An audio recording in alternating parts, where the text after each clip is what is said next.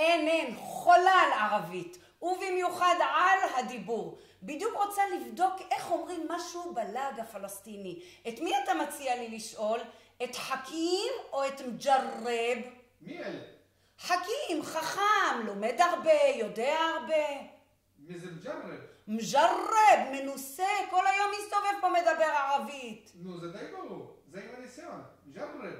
וואלה, אתה צודק, גם הפתגם אומר, איסאל מג'רב, וואלה תסאל חכים.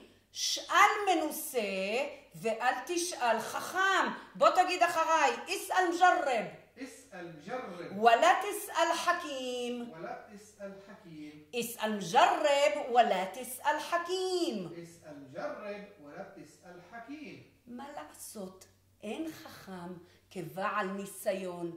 יאללה, הולכת לשאול את מג'רב. סלמת, להתראות.